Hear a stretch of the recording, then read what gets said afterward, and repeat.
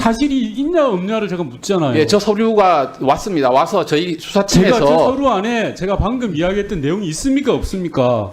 예, 본인이 아니 본인이 이야기를 아니라요. 예, 부장님. 아니 예. 묻는 바를 그대로 묻는 거에 답변하세요. 답변하세요. 예, 본인 생각을 그렇게 있죠. 이야기를 했습니다. 그래서 있죠. 들어가세요. 예, 그래서 저희가 들어가세요. 그 부분을 들어가세요. 명확하게 하기 위해서 불러서 들어가세요. 청구 조사를 했습니다. 며칠 전에 7월 9일 날 JTBC에 보도된 내용입니다. 예. 저 진술서 띄워주시죠. 진술서에 담긴 임성근의 지시라고 있는데 JTBC 저 보도된 진술서 혹시 청장님 알고 계세요? 경북청장님?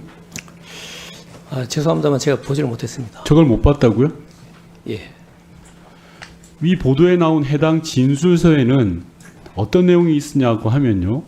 사단장이 밑으로 내려가라는 지시와 가슴 장화를 언급한 것으로 봤을 때 물에 들어가라는 지시로 받아들일 수 있을 것 같다라는 내용이 포함되어 있다고 저는 들었습니다. 사실인가요? 경북청장님? 그 본인의 입장에서는 아니 사실인지 아닌지만 말씀해 주세요. 저 해당 진술서에 있는지 그런 내용이 있는지 없는지.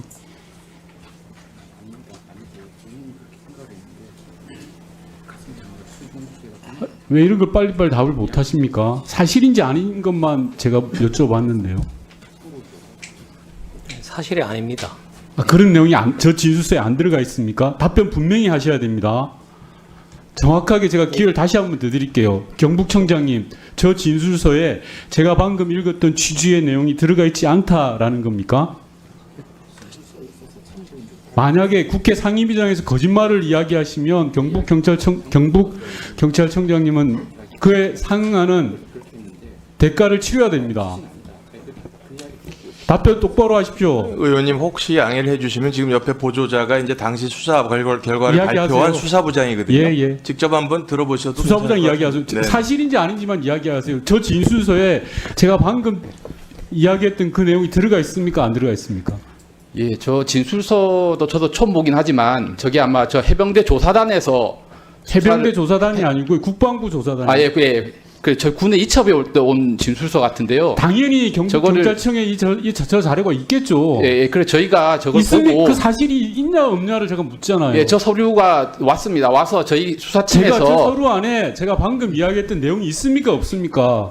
예, 본인이 아니 본인이 이야기를 아니라요. 예, 부장님. 아니 예. 묻는 바를 그대로 묻는 거에 답변하세요. 답변하세요. 예, 제가 말했잖아요. 사단장이 밑으로 내려가라는 지시와 가슴 장화를 언급한 거로 봤을 때 물에 들어가라는 지시로 받아들일 수 있을 것 같다라는 취지의 예, 본인 내용이 생각을 있습니까 없습니까? 예, 맞습니다. 본인 생각을 그렇게 있죠. 이야기를 했습니다. 그래서 있죠. 들어가세요. 예, 그래서 저희가 들어가세요. 그 부분을 들어가세요. 명확하게 하기 위해서 불러서 들어가세요. 청구 조사를 했습니다. 조금 전에 답변에 그런 사실이 없다라고 이야기를 했다가 방금 번복을 하셨어요.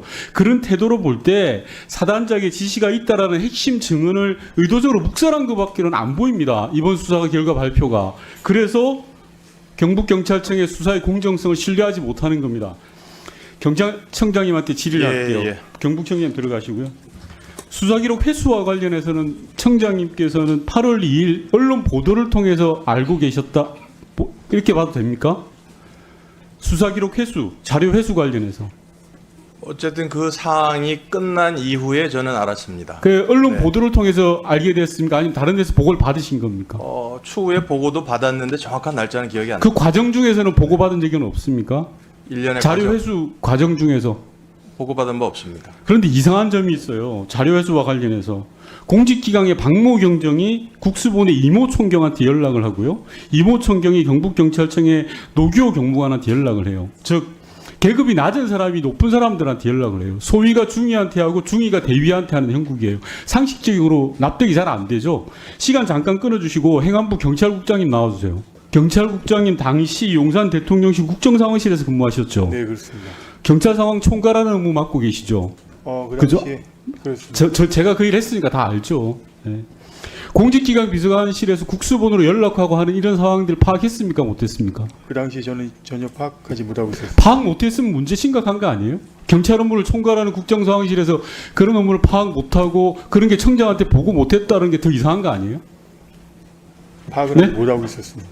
나라가 들썩들썩하는 이런 사안들에 대해서 상황실에 파악을 못하고 경찰청장도 그걸 제때 보고받지 못했다라는 건 경찰이 제대로 일을 안 했다는 거예요. 정보보고가 제대로 안 올라갔다라는 거예요. 이 영상을 본 네티즌들은 경북경찰청장을 비롯해서 관계자들 전부 끌어내려야 합니다.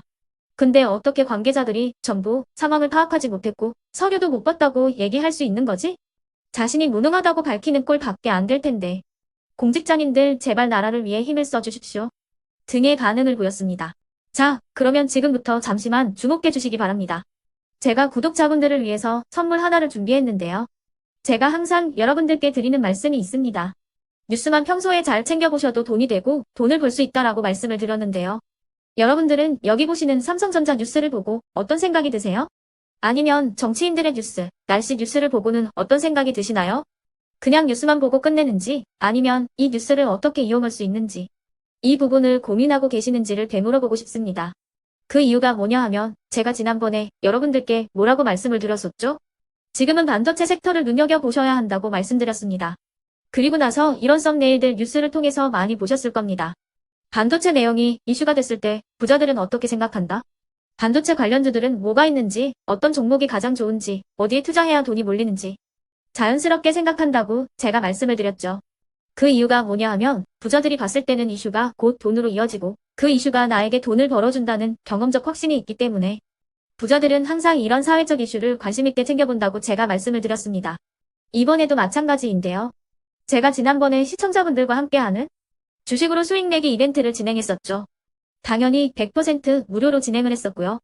여기 보시면 아시겠지만 제가 지난번에도 구독이라고 보내주신 모든 시청자분들께 반도체 관련주 중에 가장 크게 급등할 딱 한 종목, 많은 종목도 아니라 한미반도체 한 종목을 여러분들께 추천드렸어요. 그러면서 여기 나와 있는 대로 정확히 얼마에 매수해야 하는지, 그리고 수익률이 어느 정도 나왔을 때 팔아야 하는지를 이런 부분들까지 여러분들에게 정확히 알려드렸었는데 지금 실제로 어떻게 되었다? 오른쪽을 보시면 아시겠지만 제가 지난번 문자 발송으로 이 한미반도체를 소개해드리고 나서 실제로 이렇게 5배 이상 어마무시한 상승이 나왔습니다. 100만 원만 투자를 했어도 무려 500만 원이 넘는 수익금이 생긴 거죠. 그래서 당시에도 굉장히 많은 분들이 제가 드린 이 한미반도체로 수익을 내실 수가 있으셨을 텐데요. 다시 한번 축하드린다고 말씀을 드리겠고 이번에도 미친듯이 폭발할 수 있는 섹터, 그 기회가 왔습니다. 투자의 공식 중 이런 공식이 하나 있습니다. 투자의 꽃은 대통령 선거다. 그 이유는 정부를 집권하면서 예산안을 직접 꾸리기 때문인데요. 집권당이 행하는 정책은 집권 당시 엄청난 지원과 투자를 받기 마련이고 그에 따라서 관련된 섹터가 미친듯이 폭발하기 때문이죠. 그러면 우리가 어떻게 생각을 해볼 수 있을까요? 세계 경제를 쥐흔드는 경제대국 미국의 대통령 선거가 11월에 예정이 되어 있고 미국의 대선 정책과 관련된 섹터 내에서 앞으로 크게 대장 역할을 하면서 10배 이상 급등할 수 있는 종목을 지금부터 열심히 추적해야 한다는 겁니다. 아시겠지만 지금 트럼프와 해리스의 엄청난 접전이 벌어지고 있습니다. 트럼프가 밀고 있는 공약과 해리스가 밀고 있는 공약이 있는데요. 트럼프와 해리스 한쪽에 베팅하는 건 위험 요소가 크겠죠. 따라서 트럼프, 해리스 두 명의 대통령 후보가 동시에 밀고 있는 교집합에 투자를 한다면 11월 그 둘 중 누가 대통령이 된다고 하더라도 안전하게 수익을 보고 나올 수 있습니다. 우리나라는 경제 대국인 미국 시장과 정책에 엄청난 영향을 받기 때문에 수혜를 받을 수 있는 종목이 명확하고 특히 지금처럼 주식시장이 저점인 상황에서 여러분들이 바닥권에 들어가신다면 더욱더 엄청난 수익을 내실 수 있는 거고요. 몇 개월 남지 않은 이 상황에서 최대 수익을 노리실 수 있습니다. 큰 돈을 투자하지 않더라도 월급의 일부분, 아주 소액이라도 이 종목을 모아가야 수백 %의 수익률을 손에 쥘 수 있는 것이죠. 그렇기 때문에 제가 이번에도 뭘 보내드리고 있냐면 지난번과 똑같이 구독이라는 문자를 보내주시면 제가 미국 대선 관련주 중에 앞으로 대장주 역할을 하면서 주가가 가장 크게 급등할 한 종목을 여러분들께 문자 발송으로 종목명과 사고 파는 시점을 모두 알려드릴 건데요. 그 문자를 받고 여러분들이 주식으로 돈 버는 연습을 한번 해보셨으면 좋겠고요. 혹시라도 나는 주식을 하지 않는다 하시는 분들은 주변에 주식하시는 지인분들에게 말씀을 해주셔도 되고요. 아니면 연세가 있으셔서 투자가 어렵다 하시는 분들은 이 종목을 자녀분들에게 한번 사봐라. 이걸로 한번 수익을 내봐라. 이렇게 조언을 해주실 수도 있는 거겠죠. 그래서 지금 이 영상을 보시는 시청자분들 중에 나도 이번 종목이 좀 궁금하다 하시는 분들은요. 누구나 상관없이 그리고 어느 시간대나 상관없이 부담없이 010-2514-5930번으로 구독이라는 문자 보내주시면 제가 이번에도 똑같이 무료 추천 급등주 문자를 보내드리겠습니다. 이해되시겠죠? 제 번호 010-2514-5930번으로 구독이라는 문자 보내주시면 여러분들이 직접 이슈를 통해서 돈 버는 연습을 해보실 수가 있는 거고 제가 돈을 받는 것도 아니고 투자를 배신해 드리는 것도 아니기 때문에 부담 없이 신청해 주시면 되는 겁니다. 그리고 수익이 나면 저는 다른 것은 하나도 바라지 않습니다. 제 채널에 구독, 좋아요 한 번씩만 눌러주시라 이렇게 다시 한번 말씀을 드리겠습니다.